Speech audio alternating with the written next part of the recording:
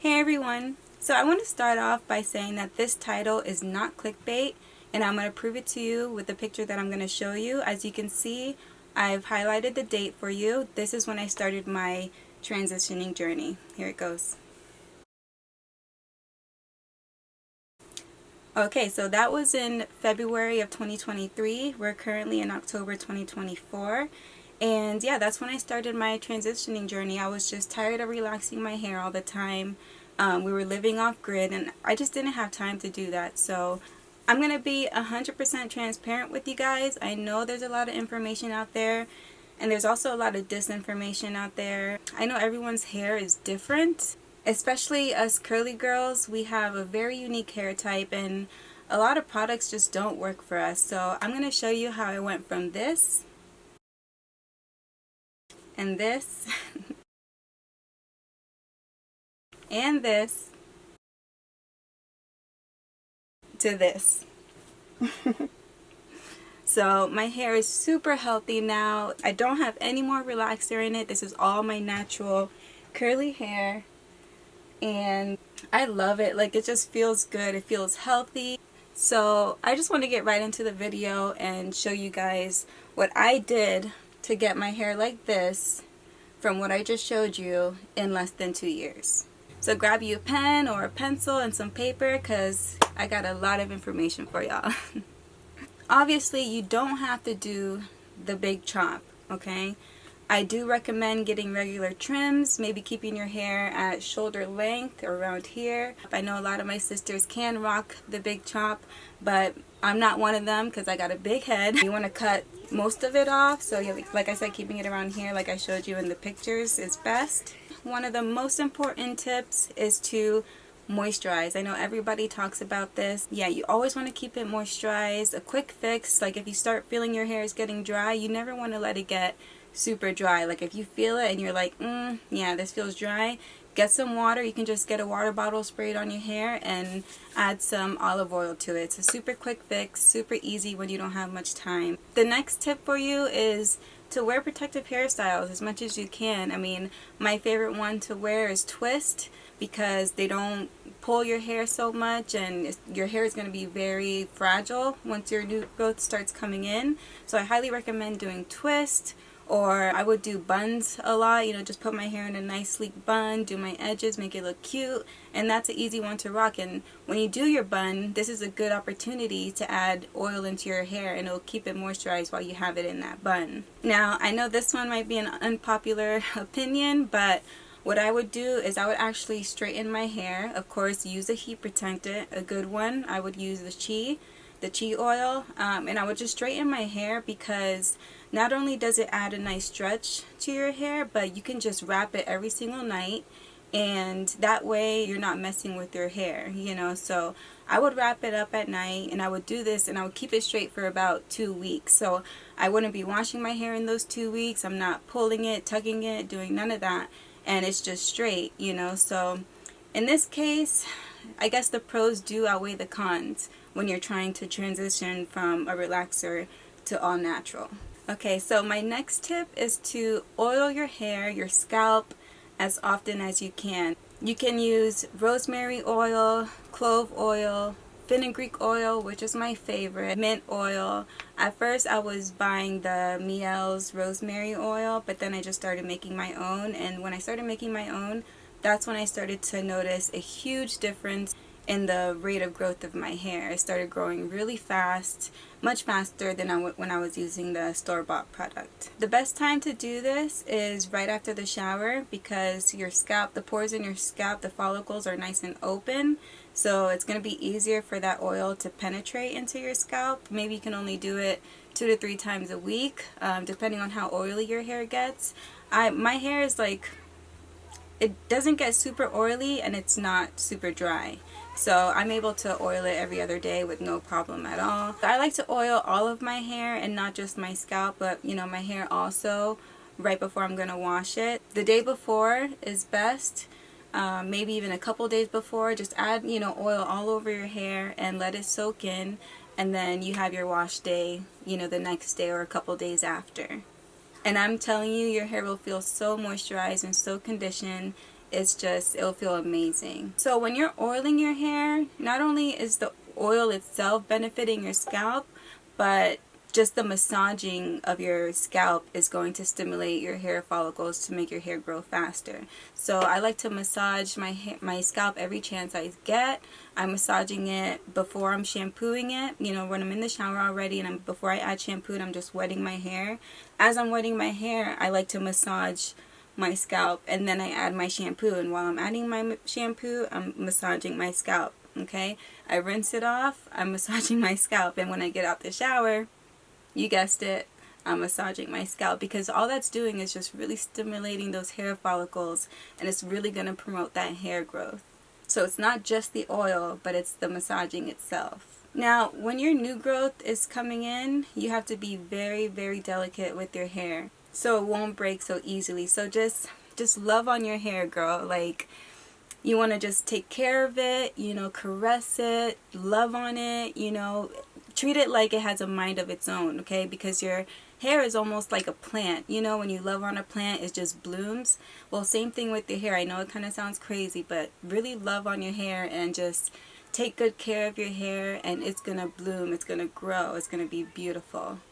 So let's talk about detangling. That's super important when you're transitioning, especially when you're seeing that new growth. You want to detangle your hair gently in sections, and you want to have some type of conditioner. I like to detangle my hair before I shampoo it. I don't always do that, but I like to. If I don't do it before I'm shampooing, I definitely do it in the shower when I'm conditioning my hair. At that point, I have it in sections. Sometimes I do 2 sections if I'm in a hurry. But if I'm not in a hurry, I'll do 4 sections. And I do it with my fingers. I don't even use a comb. Like, I'll just finger detangle my hair all throughout. And you really want to make sure, like, you're seeing your curl pattern as you're detangling your hair, because that's going to determine how it looks when you come out of the shower and you're drying your hair and you're adding in all your products. If you're detangling your hair when your hair is dry, just spritz a little bit of water on there, you know, and don't use those really thin combs. Use a wide tooth comb or one of those brushes that have the hard bristles on them. It works awesome. There's a lot of nice brushes out there designed for girls with curly hair. Now, I did talk about straightening your hair as a form of like a protective style. And if you do, like I said, use a heat protectant. Do not straighten it with that one, because it's just going to cause more damage. I would use like a generous amount of heat protectant. Like, you know, people say, oh, don't use a lot because then it's not going to look good, blah, blah, blah. Girl, I used a good amount, especially on the part that I still had the relaxer on it. So you can go easy on your new growth, but the part that still had the relaxer, you want to use a protectant. Okay, now let's talk vitamins, because you want to nourish your hair from the inside out. Okay, so I'm just going to list the vitamins that are really good for you. Biotin, hyaluronic acid, I don't know if I'm saying that right, I feel like I never do, I say it different every time. Collagen, keratin, vitamin D3, magnesium. These are major key vitamins that you want to be taking when you're trying to grow your hair, trying to grow it nice, thick, and healthy. This is my go-to. I'm almost out of these, but I take these here. I get them on Amazon, and it pretty much has everything that you need. And this stuff is just amazing. I got my mom into it, and she's like, wow, I can't believe how fast my hair started to grow after taking this. And also another key one is Silica. And a lot of people don't mention Silica. I don't know why, but when I started taking this, girl, my hair was growing so fast. I can always tell because my hair is dyed. So I monitor how fast like my new growth is coming in. Like, I just dyed my hair 2 weeks ago, and you can already see I have new growth coming in. But this is my favorite. I'm telling you, read the reviews on Amazon. You're going to see people who couldn't grow their hair, they started taking this stuff, and their hair started just growing like crazy. So it's living silica, and it has a collagen booster as well. So yeah, minerals are important, you know. If you can take sea moss, I make my own sea moss at home. You can get a sea moss supplement, you can make your own sea moss gel, and that stuff is just awesome because it has like 90 something, I think it's like 98 of the minerals that your body needs. Like, you can just survive off of sea moss, so that's a key one. I also like to drink a lot of tea. One of my favorite teas to drink, my kids are so loud, dang. One of my favorite teas to drink is horsetail tea. Not only is it good for your hair, but it's good for your bones. It has a good source of calcium, and you can drink that 1 to 2 times a day, and it's just going to really help with, you know, growing out your hair. So horsetail tea, dandelion tea I also drink because it helps to detoxify your body, and your hair follicles can easily hold on to toxins and hinder your hair growth. So I drink dandelion tea. Sometimes I take the dandelion supplement with an echinacea supplement. And a lot of people don't know this either. If you take echinacea every day, yes, it's mainly good for your immune system, but girl, it really helps with that hair growth. So look it up. I'm not lying to y'all. This is exactly what I've done to make my hair like this. And the shrinkage is real. So I mean, it's pretty long. But I got my hair like this in less than 2 years, okay? Now, like I said, moisturizing is important, but if you want to deep condition your hair, at least like once a week or once every 2 weeks, you want a nice, good mask. And I mean, the best mask that you can make is at home. Like I always make mine at home. Once in a blue moon, like maybe when I'm dyeing my hair, I'll get a store-bought mask and then I'll do my own. But my favorite type of mask to make is using avocado, banana, coconut oil, olive oil. What else do I put in there? Oh, aloe vera and a little bit of honey. And sometimes I add mayonnaise, sometimes I don't. But I mean, the mayonnaise helps too. I know it kind of sounds gross, but telling you this, you put that mask in your hair, you leave it in for a couple hours. If I don't have the mayonnaise in it, sometimes I will leave it in overnight, but it's rare that I do that because my husband can't stand the smell. But you can add essential oils. I just don't. But yeah, doing your own homemade mask. I'm going to make a part 2, and I promise you I'm going to show you exactly how I make my own masks, my own oils. You know, I've done different types of masks, but the one I just told you about is definitely my go-to, my favorite, and it just really nourishes your hair from the inside out. Now, one of the other things that I've done is make my own shampoo. It's not something that I do often, and I was doing it a lot more in the beginning stages of my transition, but I make my own yucca shampoo. So I would love to show you guys a video of that too, but I just don't have time to do it right now. But subscribe so you can catch me when I do that video. But making a yucca shampoo is super easy, and it's so good for your hair. That's what the Native Americans used to use. And I mean, look at their hair. They had like this long, beautiful, shiny hair. They didn't use nothing else. They didn't use any of that stuff with chemicals in it. They made their own yucca shampoo. It's like, it makes your hair feel so thick and nice and healthy and shiny. And it keeps your hair, like, it's not drying out your hair when you're using it. It keeps it actually very moisturized.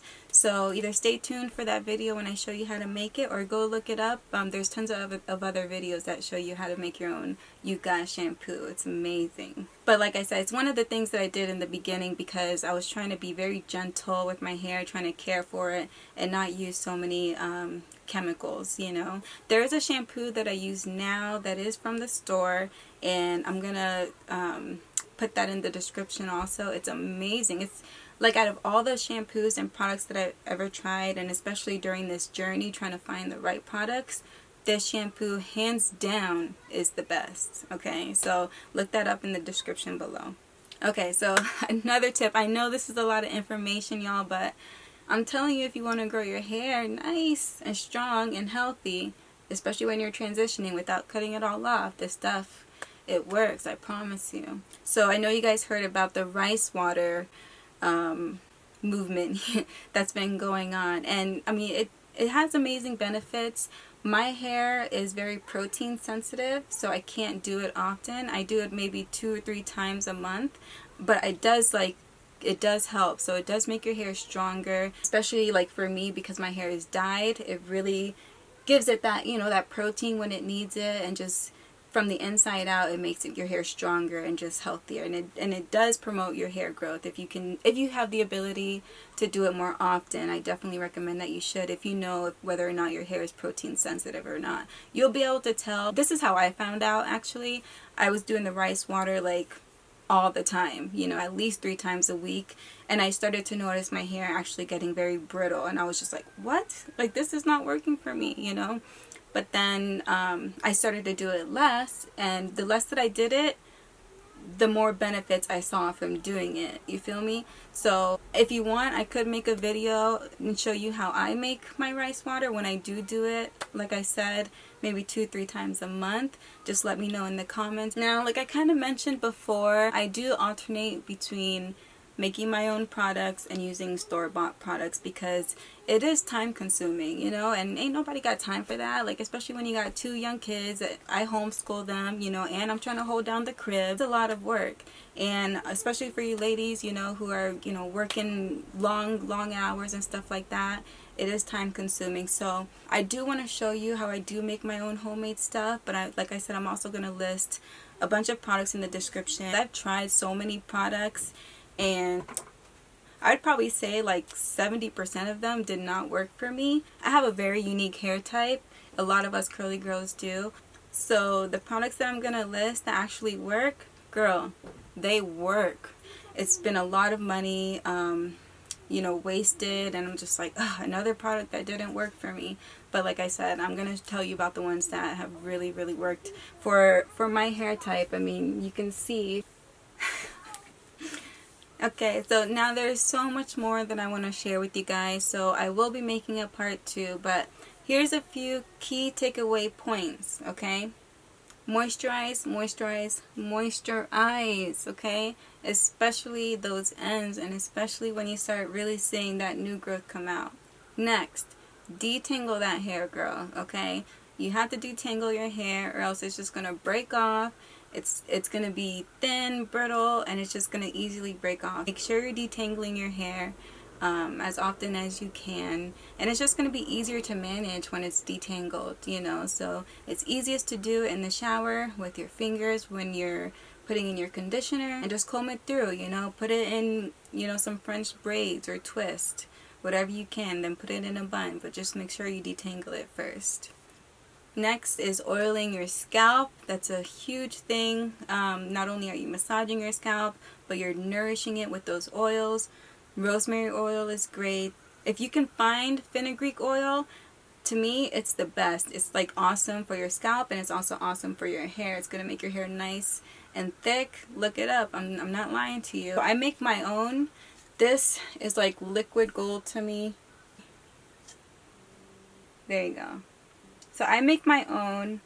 This was fenugreek seeds, rosemary, mint, and I wish I could have added cloves, but I didn't. And I put it in olive oil, and I let it sit for about 5 weeks in a cool, dark place. And this stuff is just, I'm telling you, I've noticed a way faster hair growth rate using my own than using the Miel rosemary. But that Miel rosemary does work. That's what I was using at first. You can also add tea tree oil if you want. Like if you have problems with dandruff or dryness, you can add, you know, some tea tree oil. But that I didn't add anything into here other than what I just told you. And it's just been a huge game changer for my hair. So I'll be making a video on exactly how I did this, like, you know, the portions that I added of each herb, and yeah, that will be coming soon, so don't forget to subscribe. Another key point is protective hairstyles. Like I said, twists are great. You can straighten your hair without damaging it. Just use a heat protectant, wrap it up every single night, and just leave it straight for like 2 weeks. Don't mess with it. You know, you can be oiling it while it's straight. Like that's what I would do while it was straight. I'd be oiling it, my scalp, sometimes add it to my end. And when you wrap it, like, I'd have to show you, but you know, you wrap it like this with the comb or brush, and then you put your little scarf on it, and I don't care if it looks cute or not. My husband's gonna love me anyways, so I try to make it cute, but a lot of times I'm just like, I'm too tired for this. I'll wrap it up real quick. I look crazy, but guess what? In the morning, my hair still looks good. So if you do get to a point where you're noticing too much buildup because of the oils and stuff like that and all your products, and when my hair was when my hair was like curly and stuff, I'll get to that later. That's a whole nother, that'll be in part 2, okay? Because it's just too much. Yeah, if you do notice like a lot of product buildup, like as your hair starts feeling like nasty and stiff, it's time to wash it, because too much product buildup can break your hair. It really depends on your hair type, to be honest. But you know, I can put tons of oil in my hair with no problem. But like, if you will notice like it'll start to build up, and at that point you want to wash it, because like I said, too much product buildup can actually have the reverse effect on your hair. But I mean, us girls, when we're transitioning, it's so different. Like, different rules apply to us, you feel me? So yeah, that's a point. Okay, so as your hair is growing out, you do want to be trimming it, okay? So like, I kept my hair right here, even though like my new hair growth was coming in. I'm always like chopping it when it grows a little bit more. I chop it, and I did that until all of it was gone. Like, my hair was coming out, and I waited till my hair grew to like here, and then I went ahead and chopped the rest off, which was the best feeling in the world. I'm like, finally, I'm free of this relaxer.